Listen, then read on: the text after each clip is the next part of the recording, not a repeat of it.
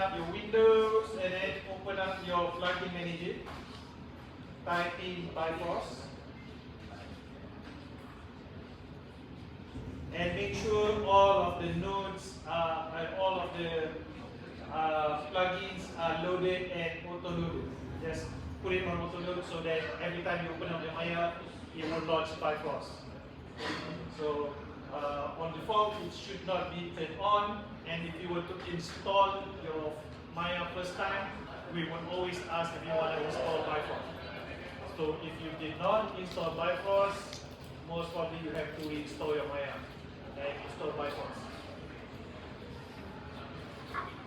So once you load it up, once you refresh it, you should see here on effects, there's like Bifrost fluid, and then there's also the Bifrost tab. And then there's like Bifrost fluid here.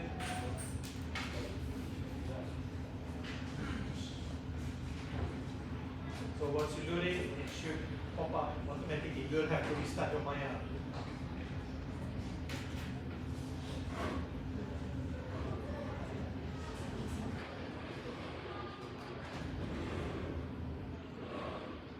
Alright, ready? So, alright, first things first. Bifrost, it uses real world measurements, so like cm, millimeters. So if you look at this box here, or at least if you were to put in a box, just click on a box. This box is considered 1 meter by 1 meter. So when you're trying to model stuff, if you're thinking of putting fire or water simulation on it, just you need to take this into account. So everything is like really small size. So you can see here, this small box is considered 1 meter by 1 meter. So if you're like scaling like whole, if you scroll, zoom out from your grid here, you can see here it's really small. So this cube here is 1 meter by 1 meter. So based on that, you will be able to kind of assume that if you were to make it model anything bigger, use your own water simulation, the bigger it is, the more simulation it takes, and then it's going to take a lot more time and power, processing power. So one difference for N particles, let's say, and Bifrost. So like in particle, I keep saying particles. So the emitter and the particle. So it's spraying out particles. So that small dots that is spraying around, flying around, that is considered particles. So for water simulation, we call it voxel. So it still looks like dots. So it is just a simulation of particles in a sense. It's the same thing, the same concept of it. So we have an emitter, so it's the water particles or the water voxel is coming out of an emitter. So the only difference is for Bifrost, all of the emitter is based out of objects. So if you have like boxes or you create your own objects, then it would basically be emitting the water voxel.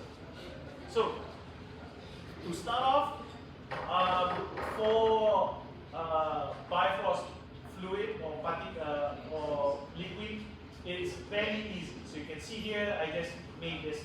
Let's open this, Maya, just show you again. So I just put a box here. So basically this box, if you were to see the attribute, is 1 times 1 times 1 on scale. So basically that's 1 meter times 1 meter times 1 meter. So it's 1 meter.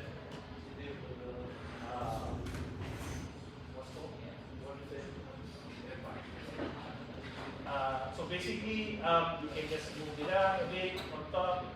So for now, since it's your first time, we're not going to be playing with 1 meter cubic of water.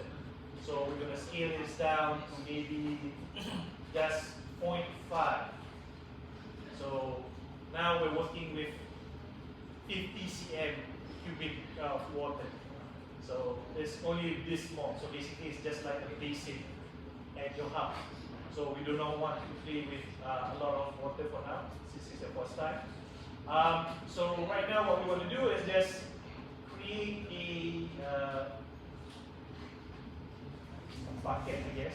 It's a square bucket. So all you do, select top, face, and then just extrude it inwards, and then do it again, and just extrude it inside. So we can have like a holding container for our water later on. So that's a simple one. You can use, if you want to use cylinder, it's also okay. Just make sure it's scale it down to 2.5.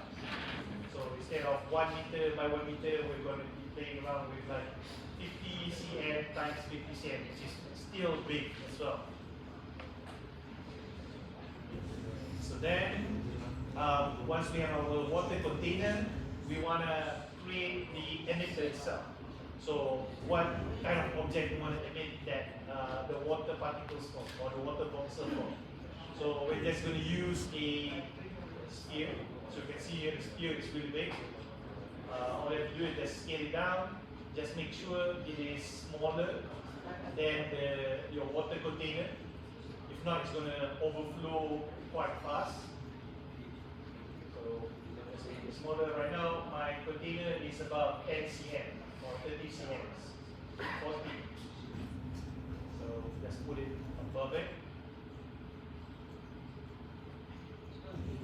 So you don't have to put it too high. If you put it too high, then the water is going to be splashing around, and because of gravity as well. So the water is dropping. So you don't want it to drop too fast. So just make it like not so far away from our bucket here. So now the easiest part. Select your emitter or your object that you want to have your water particle coming up from. Bifrost liquid, and then create liquid, the first one. So when you do that, you would have this tube container. Basically, everything is going to be simulated inside this. The container shape will change based out of where the water voxel will be coming out from. So if you are trying to simulate this, nothing should happen because we haven't put any settings on it. So open up your attribute editor. The first thing that you have here is liquid shape 1. So if you scroll down on liquid shape 1, we have a few options here. So you have your point type or sphere type, just like in end particles. So you can change the shape. So we're going to stick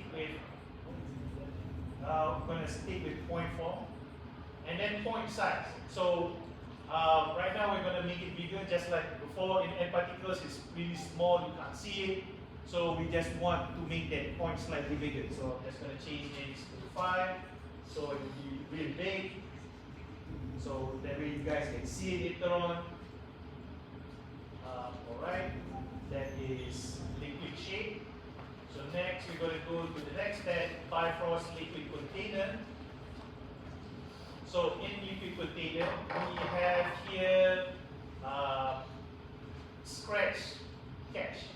So what scratch cache does is, basically it caches your simulations. So like before this, like with end particles, end cloth, we use this auto cache playback here. But unfortunately, Bifrost, it has its own, so you can't use this. So even if you turn it on, it's just waste of time and waste of memory. where it will not be able to auto